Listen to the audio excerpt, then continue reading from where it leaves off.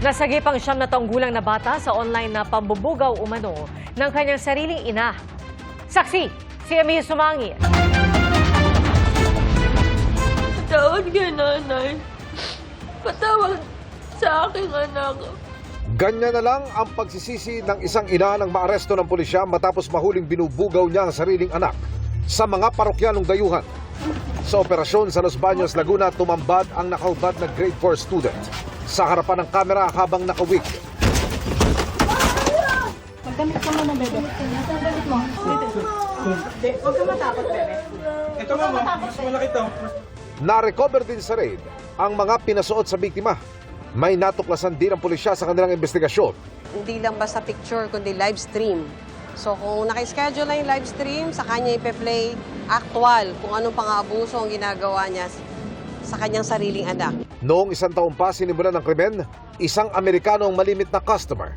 Masakit. Durog na durog ako.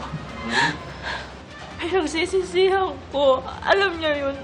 Nagsusorry ako sa anak ko. Sasailalim ang biktima sa counseling at aalalayan ng PNP at DSWD bago siya ibalik sa eskwelahan. Posibleng maparusakan ang suspect ng life imprisonment dahil sa pambubugaw. Sa pag-aaral ng International Justice Mission Philippines at University of Nottingham, halos kalahating milyong bata ang naging biktima ng online sexual abuse and exploitation noong 2022. Karamihan sa mga sangkot mismong kaanak o kakilala pa ng mga biktimang bata. For every trafficker, there are more or less 3 child victims. And these traffickers are usually relatives or people known to the victims. Isa sa mga biktima si Ruby, hindi niya tunay na pangalan. Sa pagharap niya sa Senado, hinikayat niya ang mga tulad niyang biktima ng basagin ng kanilang katahimikan. And if I can do it, believe in yourself that you can do it too. Kung mananatili tayong tahimik, mananatiling walang takot ang mga tao na gumagawa nito na nang-aabuso ng mga bata.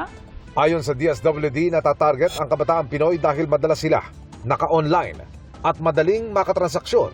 Filipinos are good in communicating in English, so this is another factor. Meron na ring mga app online na kayang hubaran ang isang tao ayon sa Deep Web Connect, isang cybersecurity advocate.